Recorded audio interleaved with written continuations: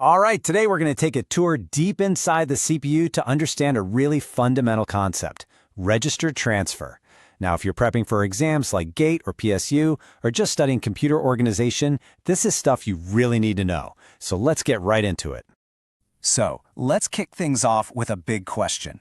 We all know CPUs are just lightning fast, right? But have you ever stopped to wonder how?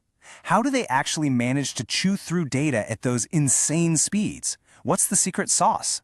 Well, the answer isn't miles away in some big memory bank. Nope, it's right there, inside the CPU itself, in a collection of tiny, super-duper fast storage rooms. And today, you've got an all-access pass. So come on, let's dive in and see what's really going on. Okay, our very first stop on this tour gets right to the heart of the CPU's speed, its registers. Now, these are small, high-speed storage spots located directly inside the CPU. Don't let their size fool you. These things are incredibly powerful. To make sense of this, let's think about it like this. Imagine the CPU is a master chef, okay? The main memory, your RAM, that's like a giant warehouse full of ingredients. Now, a chef isn't going to run to the warehouse for every single spice, right? Of course not. Instead, they keep small bowls of the most important ingredients right there on their countertop. While those little bowls, that's what registers are. I mean, can you imagine if our chef had to sprint to the warehouse for every pinch of salt? Cooking would take forever. And that's exactly why the CPU uses registers. It keeps the most critical, most used data right there, ready for action. That closeness, that's the real secret to its speed. So this whole process of moving ingredients, data, between these bowls, that's what we call register transfer. It's basically a copy-paste, but happening at the mind-boggling speed of hardware. So when you see a notation like R1 gets R2, it just means the stuff in register R2 is being copied over into register R1. Simple as that. Okay, so we've got these super fast bowls for our chef. But how are they all organized? It's not just a random pile, right? Let's go check out what you could call the CPU's VIP section.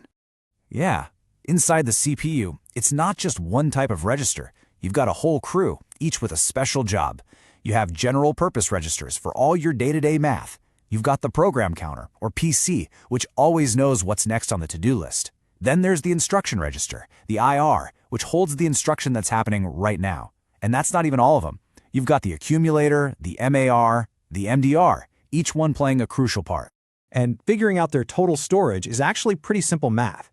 If you've got a CPU with 8 registers and each one can hold 16 bits of data, you just multiply them. That's 128 bits of super high-speed storage. Or, if you have 16 registers that are 32 bits each, you get 512 bits. It's simple multiplication, but this number is huge because it defines the CPU's immediate workspace. You know, here's another way to think about why they're so important. Registers are like VIP seats at a huge concert. Data that's waiting in RAM, that's like being in the general admission line, way at the back. But the data that gets into a register? Oh, that's a front row VIP seat. It gets direct action from the CPU, no waiting around. Okay, so with all this action happening, transfers and operations and all that, how do we actually describe it? How do hardware designers even talk about these things? Well, they've got their own secret language for this. Let's take a look at how these registers talk. And that language is called Register Transfer Language, or RTL for short. Now, don't get this confused with a programming language like Python or C++. It's more like a special kind of shorthand, a symbolic way for hardware designers to write down exactly how information is flowing between registers. Let's look at some of this language in action. You've got your basic transfer, an arithmetic operation like adding the contents of the accumulator in R1. You can even do an increment, like adding 1 to the program counter. And check this out, a conditional transfer that says, hey, only move this data if this P thing is true. RTL gives us a super clear way to describe everything the hardware is doing. All right, so now we know the lingo. Let's head into the workshop and see what these registers actually do with all this data. What kind of operations are we even talking about here? When you get right down to it, there are really 3 main types of things they do. First, you have your classic arithmetic operations, adding, subtracting, you know the drill. Then you've got logic operations, things like and, or, and not, which are the building blocks of decision-making. And finally, you have this really cool category called shift operations. Let's take a closer look at a shift operation, because these are super important. Let's say we have the binary number 0011. In decimal, that's just the number 3. Now, if we do a left shift, every single bit just moves one spot to the left. We end up with 0110, which is the number 6 in decimal. So get this, a single left shift is a lightning-fast way to multiply a number by 2. It's way, way faster than making the hardware do a full multiplication, and that's why it's used all the time. You know, a good way to picture this is like a bunch of people sitting on a bench and someone says, "Scoot over." Everyone just scoots over one spot. The data literally just moves one seat over, left or right. It's that simple, but man, is it powerful. Okay, so we've got all these registers, right? And they all need to talk to each other. But if you tried to connect every single one to every other one with its own wire, oh my gosh, it would be an absolute mess. A spaghetti of wires. So the CPU has a much smarter, much more elegant solution, what I like to call the information superhighway. So instead of that crazy mess of wires, hardware designers use one single common data path, and that's called a bus. All the registers connect to this one bus, and it acts like a shared road for all the data to travel on. This makes the hardware so much simpler and a whole lot cheaper to build. So you might be wondering, how does the bus know which register gets to talk at any given moment? It can't be a free-for-all, right? Well, it uses this clever device called a multiplexer, which is basically a traffic cop for data. To pick one register out of n registers, you need a certain number of control signals or select lines, and that number is just log base 2 of n. Think about it this way.